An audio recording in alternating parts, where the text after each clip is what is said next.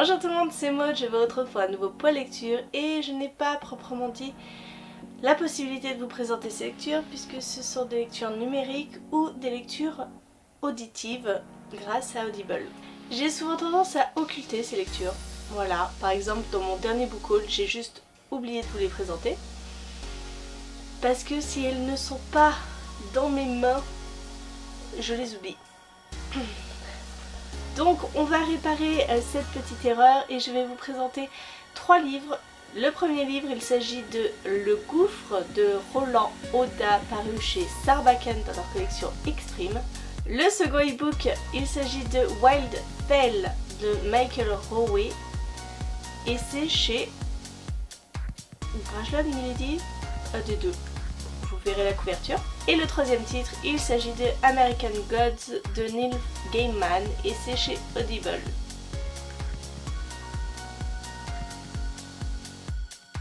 Allez, on commence tout de suite avec Le Gouffre que j'ai lu grâce à la maison d'édition qui m'a envoyé cet e-book.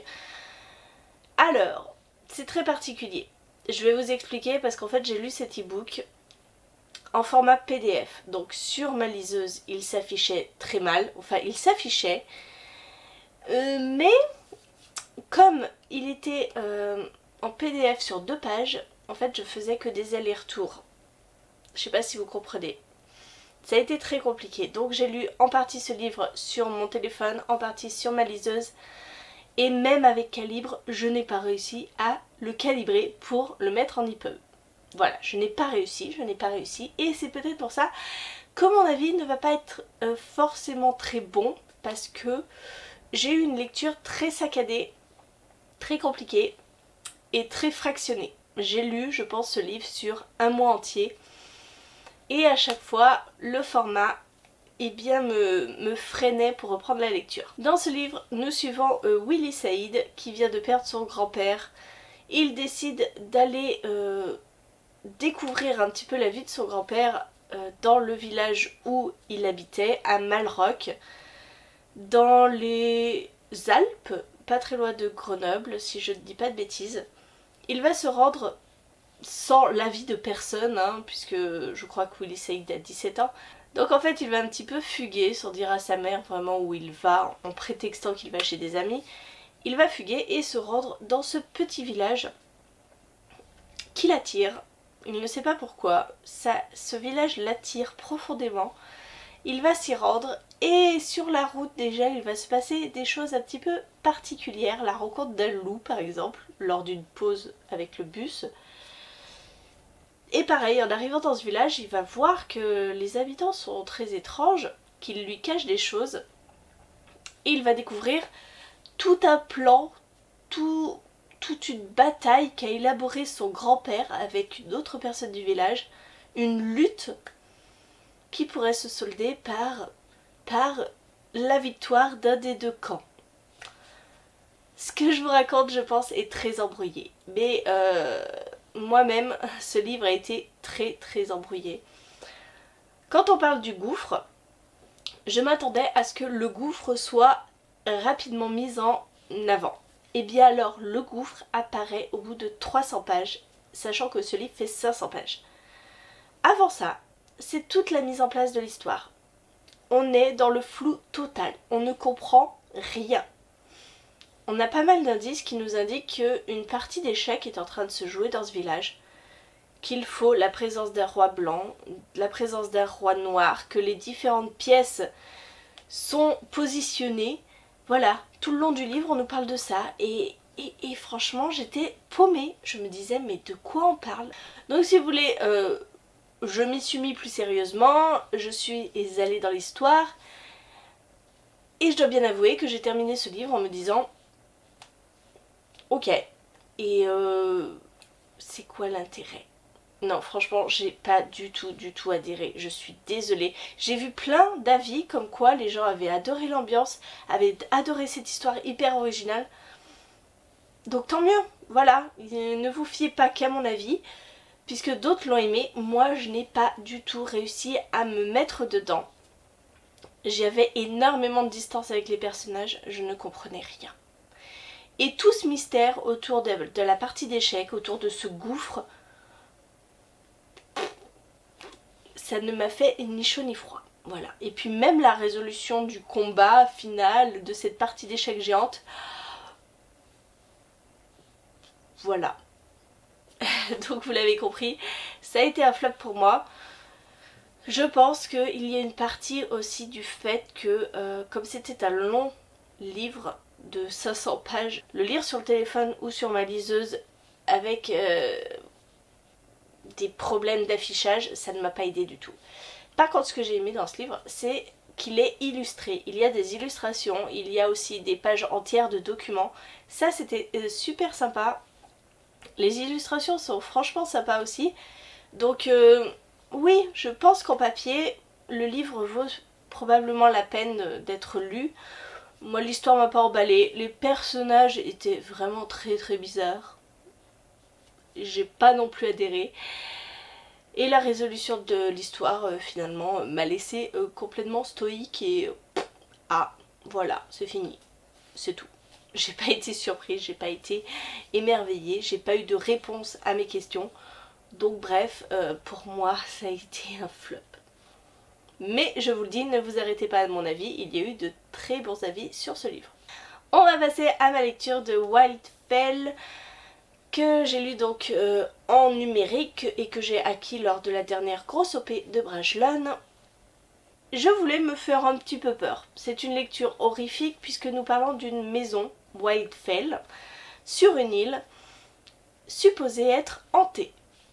Dès le début, le livre vous plonge dans l'ambiance avec un couple d'adolescents qui se retrouvent sur une petite plage pour faire un peu mieux connaissance. Vous voyez, on est en 1960 et le garçon propose à la fille d'aller faire un petit tour sur cette île avec cette maison hantée. Bon, la fille est pas très chaude. Il commence à prendre les rames et à partir en bateau jusqu'à ce que la fille en panique complète, non je veux pas y aller. Ils reviennent sur la plage, ils font leur petite affaire et quand la fille se réveille, elle est toute seule et le garçon a disparu. Elle semble l'apercevoir au loin, il est en train de se baigner dans l'eau, sauf qu'il est en train de s'immerger et qu'il ne ressort pas. Donc elle se dit il va se noyer, elle essaie de l'aider, elle va se faire attaquer par des papillons qui vont lui rentrer dans la bouche, qui vont entièrement la recouvrir. Et pour se débarrasser de ces papillons, elle va aller dans l'eau et elle va se noyer à son tour. Voilà, ça c'est le premier chapitre d'ouverture. Je l'ai lu un soir, j'étais flippée d'aller me coucher. Voilà, donc c'est un petit peu l'ambiance générale de ce livre. On flippe un petit peu, on a pas mal de questionnements à propos de cette maison, même si elle n'est pas vraiment au centre de l'histoire, elle n'arrive que au bout de la moitié de l'histoire. On a tout un passage avec un jeune garçon au début. C'était vachement bien foutu. Moi j'étais complètement dans l'ambiance, j'étais complètement dans l'histoire, c'était hyper agréable comme lecture. Et je dois bien avouer que j'ai eu un petit peu peur, quand même, un petit peu. Mais bon, c'était le principe, hein. Je voulais avoir peur en choisissant cette lecture, donc j'ai été servie.